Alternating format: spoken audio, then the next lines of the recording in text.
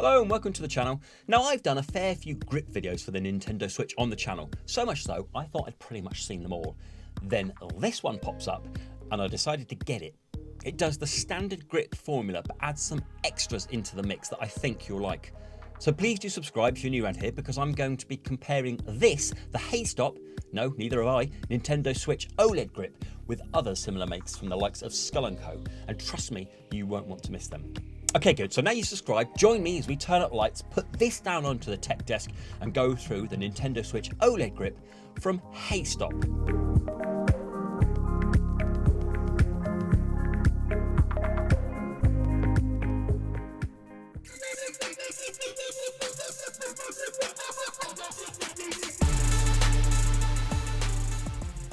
Hello, welcome down onto the tech desk. As we said in the introduction, we're going to be looking at this today. This is a Nintendo Switch OLED grip from a company called Heystop.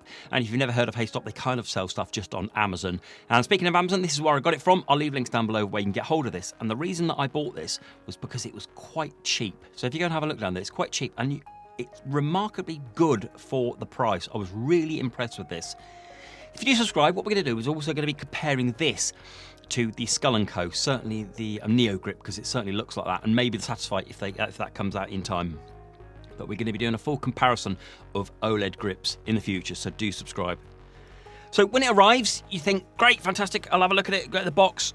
Completely unassuming box. It's a plain white box, nothing on it apart from a small sticker with a barcode that says Heystop Switch OLED, and that's great. So once you open it up, you get 6 thumbstick caps, 4 large and 2 small. The 2 small I've already got on my Switch, and the 2 large in white and 2 large blue and red with differing grips on the top. So that's a nice little feature to have. They've included that in. That's really good. And then when you get it out, with the first look and feel, it just feels great. It feels really light. It's 58 grams. It's so light. It's not going to add any weight to your Switch at all. Nice and flexible. Really good. This white bit here is kind of mainly rubber, and this kind of see-through bit here is more of a plasticky feel to it, but it's certainly flexible itself. So rubber all the way around there, and then you have this one strip that goes on there to the bottom of the Switch, and then we obviously have this gap here, which we're going to talk about for the stand. But before I put the Switch in, just wanted to tell you about this bit down here. So you can carry physical games in it. What you do is you pop it in there, and it clips in, so it will stay in. And you can have 2, one that side and one that side. So if you do want to take out some physical games with you, fantastic. Don't have to worry about the Joy-Con touching the card. It sits on these bits here around the edge. So it clips in underneath these and the Joy-Cons sit on them. So no worries about that whatsoever. Now we're going to put the Switch in. The way I found it to do the best is popping the Joy-Con buttons in the bottom there like that, and then just snapping this over the top like that. Done, and we're kind of clipped in, and now we're in.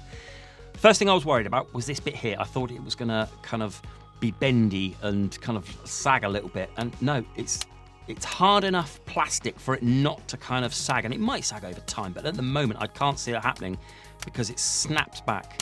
And also you notice it doesn't add much of a footprint. I mean, it's a couple of millimeters either side, and I've got a couple of cases I want to show you as well.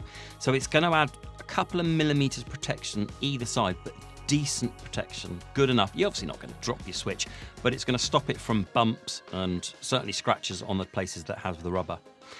And if you go over it, you'll see there's gaps there for the Joy-Cons. So what you can do is, if you want to, you can pull the Joy-Cons out, and if I pull them out, you can use it like this. However, it becomes very loose if you take the Joy-Cons out. The Joy-Cons do add a lot of stability for here, so it is a bit loose.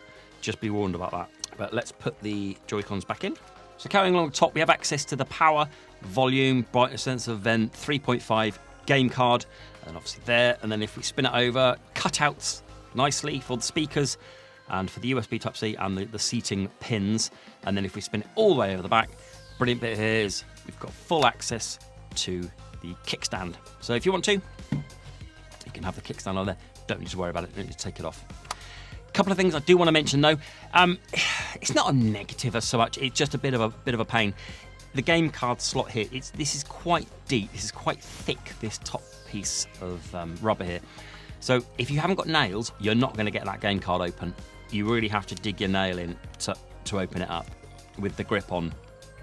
The 3.5, that doesn't matter, these two don't matter. And as well, with the volume and the power, they're quite deep. So when you're playing and you want to hit the power, you kind of, if you've got big fingers, you can't really get in there. You kind of have to turn your finger around and poke it like that. Okay, so it is a bit tricky to get in there, but that's such a minor negative. Don't let that hold you back. And then finally on the back here, with where the actual grip is, I'm going to talk about these for a second. This has got this texture to it, which is nice, and it's a little bit shiny as well. And it's not huge, okay, so it's not going to improve your grip massively, but it does make it more comfortable. So we've seen on things like the Skull & Co. and the Satisfy and the Oivo, they have nice big grips. This isn't. This is quite understated, so it's not huge, okay, so it's quite a small amount, but that helps when you're wanting to put it into things like cases. So we'll talk about cases now then. I picked out my smallest case, my thinnest case. So this is the Nintendo Switch. This is an official kind of really slim case from PowerA. And if you it doesn't quite fit. If you push it in, yeah, it does. It does fit in there. Okay, so this is the thinnest case I have, and it fits in fine.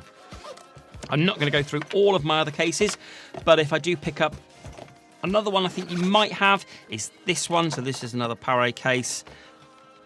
No problems at all. So if you've got anything like the Oivo, anything small and thin, it will fit in no problem whatsoever, because it's even with the OLED, because this case isn't even designed for OLED.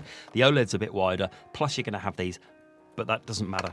It only adds a few millimeters either side. So pretty much if you've got any case, it will fit. You don't need to go in on anything massive like the Skull & Co. or the Mumba. You don't need any big case. It will fit in most of them pretty well. And then to get out of the grip, just as easy. All I've been doing is just popping it out on the top and then just pulling out. Really, really simple. And finally about this case, we're going to see if it docks.